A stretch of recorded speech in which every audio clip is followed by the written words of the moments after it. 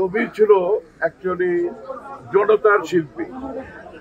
জনতার শিল্পী এই কথাটা এই জন্য বলছি যে ওর আগমন হয়েছিল আমাদের মতোই নায়ক হিসাবে এই সিনেমার পর্দাকে প্রতিষ্ঠিত করার জন্য, নিজের অবস্থানটাকে সুদৃঢ় করার জন্য। পরবর্তীতে সে সিনেমা দর্শকের আস্থাভাজন একজন শিল্পীতে রূপান্তরিত হয়েছিলেন, একজন পরিচালকের আস্থাভাজন শিল্পীতে উনি নিজেকে রূপান্তরিত করেছিলেন।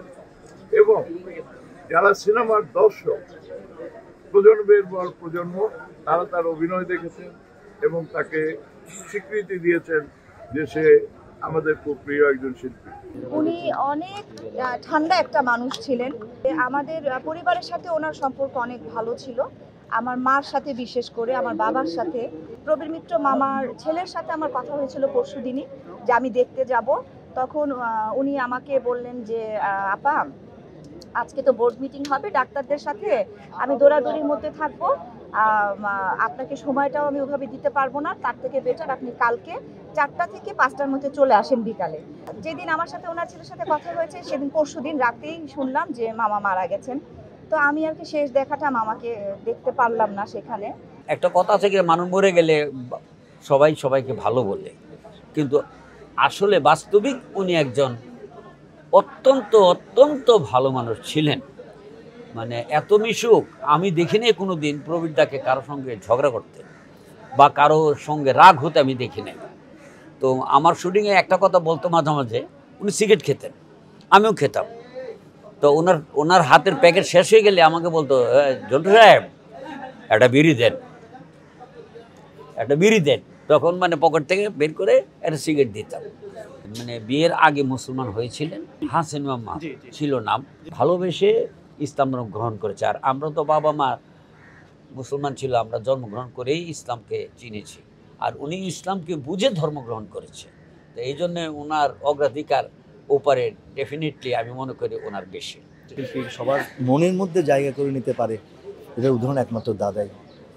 উদাহরণ সৃষ্টি করে গেছেন ভালোবাসা দিয়ে।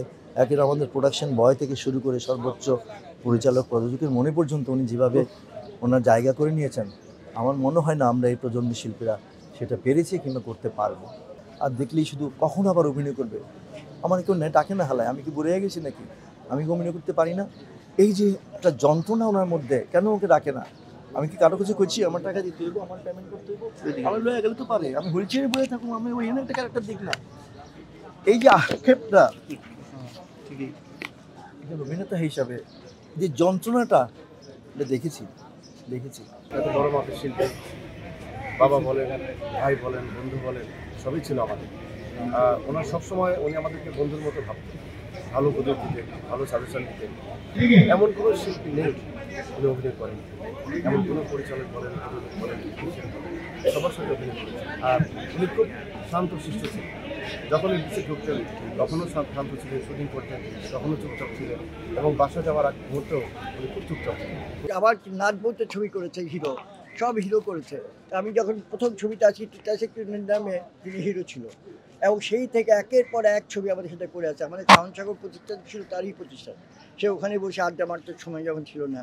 প্রবীর মিত্রকে আমরা খুব মিস করছি, এবং সবচেয়ে বড় কথা হচ্ছে যে প্রবীর মিত্রর মতো আর্টিস্ট আমাদের দেশে এখন নেই। এবং সেই যে শূন্যতা, এই শূন্যতা আমরা খুব ব্যর্থতা আমাদের, যে এই শূন্যতা পূরণ করার মতন প্রজন্ম নেই আমাদের কাছে যারা অভিনয় করবে। যে অঞ্জনা চলে গেল, আরেকটা অঞ্জনা আমরা খুঁজে পাচ্ছি না। একটা শিল্পী চলে যাচ্ছে, এক একটা করে শূন্যতা তৈরি হচ্ছে। এই শূন্যতাগুলি তৈরি হওয়ার জন্যই আমরা খরচে বড় দুঃখে আছি। কবিরদার বিষয়ে যদি কিছু বলতে হয়, যে ওনার মতো গুণী শিল্পী আসলে আমি আর দেখিনি, আমি আর পাইনি। কারণ হচ্ছে যে এত ভদ্র এবং এত ওয়েল বিহেভ, তার ব্যবহার এত ভালো ছিল, আমি কোনোদিন তাকে রাগ করে কথা বলতে দেখিনি। এবং তার সে কাজের প্রতি এত সিনসিয়ার ছিল, সবার আগে এসে সেটে এসে তিনি বসে থাকতেন এবং চুপচাপ তিনি কাজ করতেন। যখন ডাইরেক্টর কল করতেন তখনই তিনি যেতেন, তিনি কাউকে বলতেন না যে আমার শর্ট কখন, আমার হচ্ছে রোল কখন, কখনোই বলতেন না। তিনি যখন শিডিউল দিয়েছেন তো সারাদিনই তিনি বসে থাকতেন। সো এইরকম একজন গুণী শিল্পী, এরকম একজন ভালো শক্তিমান অভিনেতা, যিনি হচ্ছেন যে আমাদের এই বাংলার রঙিন নবাব সিরাজউদ্দৌলা, তিনি তার অনেক ভালো ভালো তার কর্ম রেখে গেছেন, তার অনেক বিখ্যাত বিখ্যাত চলচ্চিত্র তিনি রেখে গেছেন। এই চলচ্চিত্রের মাঝে তিনি বেঁচে থাকবেন। আর আমাদের অপূরণীয় ক্ষতি সেটা হচ্ছে যে ওনাদের অভিজ্ঞতা, ওনারাই এই বাংলাদেশ উত্তর এই চলচ্চিত্রকে ওনারাই হচ্ছে যে গঠন করেছেন, ওনারাই প্রতিষ্ঠা করেছেন এই বাংলা চলচ্চিত্র।